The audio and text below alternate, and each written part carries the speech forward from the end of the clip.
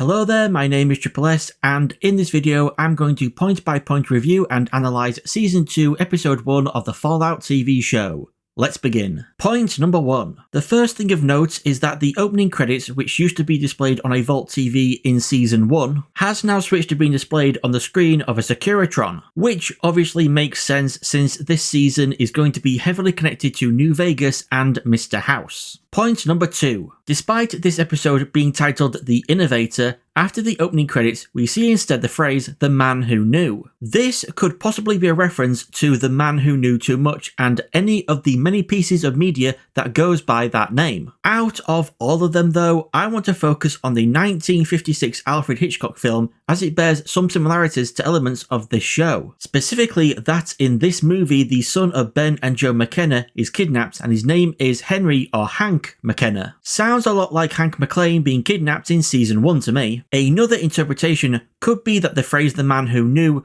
could be referring to Cooper, since he now knows too much after eavesdropping on the meeting in Season 1 Episode 8. So instead, could the kidnapped/missing child of the man who knew too much be a reference to Cooper's missing daughter Janie? Point number 3. It's neat we get to see a glimpse of the automation riot, which we learn a great deal about in Fallout 76, from various terminal entries and environmental storytelling, but were actually first mentioned in the Fallout 3 DLC The Pit. Point number 4. Despite Justin Theroux having been confirmed to be portraying Mr. House in this season, we still see Rafi Silver, who portrayed Mr. House in Season 1 Episode 8, as Mr. House once again on the TV in the bar. So what's that all about? Well, the most likely explanation is that Justin Theroux is portraying the real Mr. House, whilst Rafi Silver is portraying a double of Mr. House. Robert House is based off of real-world figures such as Walt Disney and Howard Hughes, and supposedly Howard Hughes made use of body doubles for privacy reasons. If Justin Theroux is indeed playing the real Mr. House, and with no one in the bar recognising him, we can then assume all public and even private appearances are performed by House's body double. How far though does this use of doubles extend? Well, I'll get more into that towards the end of this video, so stick around. Point number 5. I know we're in America here, but if I didn't know that and I just saw this guy getting into a fist fight outside of a bar, I might have guessed this was a scene from some British show taking place in London. Like, this guy could fit right in with the cast of Rock and Roller. Point number 6. Here we see the town of Novak and even Helios 1 in the background, and things look a little different compared to the game. Dinky the T-Rex is facing the opposite way, Novak has a swimming pool now, and Helios 1 appears to be a lot closer to town. And I know a lot of New Vegas fans might not be happy the show doesn't look one-to-one with the game, but it doesn't really bother me. Just like how Season 1 moving where Shady Sands is located compared to Fallout 1 and 2 didn't bother me. The only criticism I can sympathise with is how Dinky is now looking toward the town rather than away, making him no longer much of a great sniper's nest for fending off people outside of town. In this position, I consider him now more of a guard tower for keeping the residents of Novak in check. Point number 7. The Great Khans. Their fate and the fate of Novak can vary a lot depending on which New Vegas ending you get. The best fate for the Great Khans in New Vegas is leaving the Mojave and reconnecting with the followers of the Apocalypse in Wyoming. The worst is then being completely annihilated by either Caesar's Legion or the NCR. The Great Khans in this show could be members who chose not to leave the Mojave, or return from Idaho either after being driven there by the NCR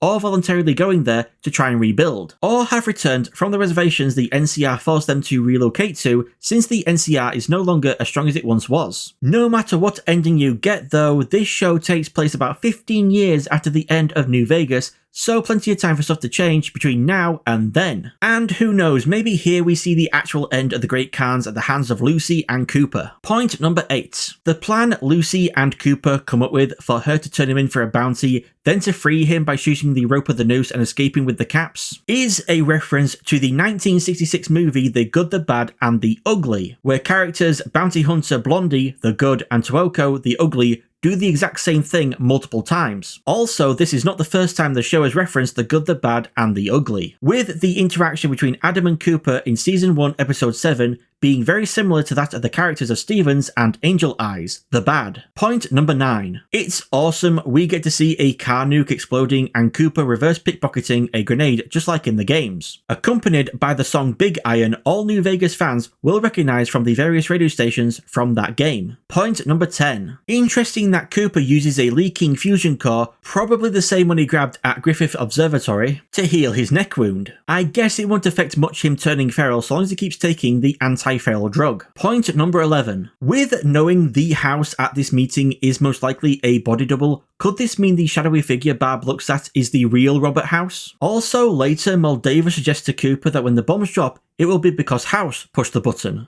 Though I think Moldava is jumping to conclusions with House building his own private missile system and assuming those missiles will be nukes to start the war. Since we know from New Vegas the game that he made radar jamming systems, defensive rockets, and a laser defense network for the defense of New Vegas. Point number 12. Love to see some nods to Fallout 4 with the layout of the street and this Vault-Tec rep wearing the same outfit as the one from Fallout 4. Point number 13. Vault 24 was intended to be referenced in New Vegas via a Vault jumpsuit, but the jumpsuit was ultimately cut. And according to Joshua Sawyer, project director and lead designer of New Vegas, responding to a question on Tumblr in 2019, nothing beyond the Vault 24 jumpsuit was conceptualized. The Vault was never going to be actually in the game. And the jumpsuit may have just been generated to be included as part of the unmarked quest Suits You Sarah for Sarah Weintraub. Point number 14. With Norm embracing chaos and thawing out all the residents of Vault 31, which reputation title do you think now best applies to him? Smiling troublemaker? Wild child? Mixed?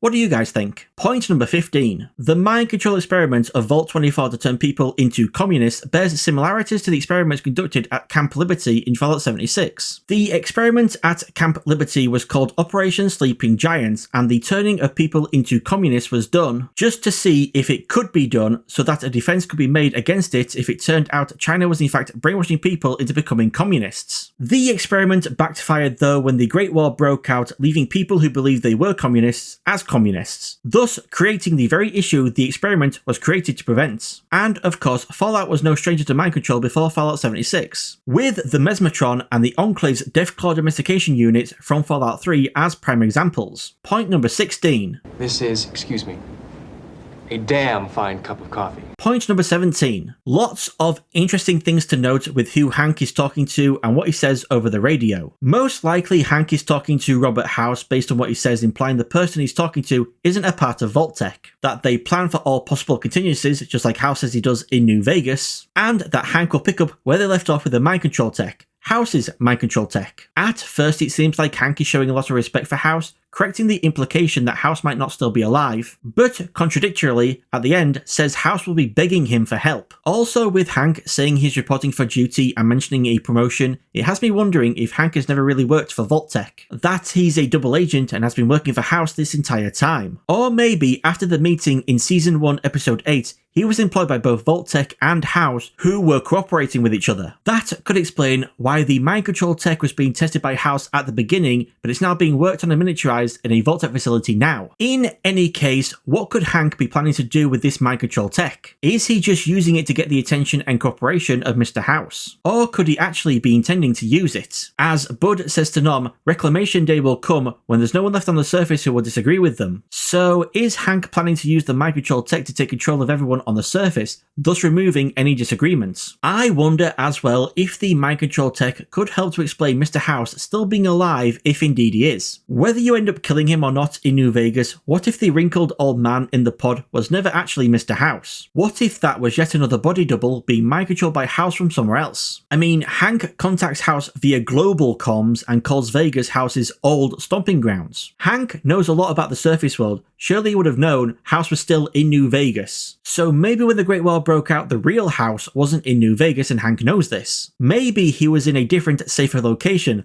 like a personal vault just for him. And he's just been controlling New Vegas remotely via a mind-controlled puppet this entire time. Point number 18. I find it interesting the song Working for the Man by Roy Orbison starts back up after Hank ends his message with the lyrics, "'Cause the company and the daughter you see, they're both gonna be all mine." The song is about a guy working for the man, which seems to fit with Hank working for House. So this could imply that the daughter refers to Hank's daughter, who will be his once again, along with the company, which could refer to House himself, the House, as Hank says House will beg him for help, thus making House Hanks. However, in the context of the song, the daughter being referenced is actually the boss's daughter. Of course, we've never heard of House having a daughter, so those lyrics don't make much sense, unless you attribute them to the man instead of the worker, to House instead of Hank. And when House returns, the company will once again be his, only this time along with Lucy, Hank's daughter. Thank you all everyone for watching. If you enjoyed the video, and I hope you did, give it a like to let me know,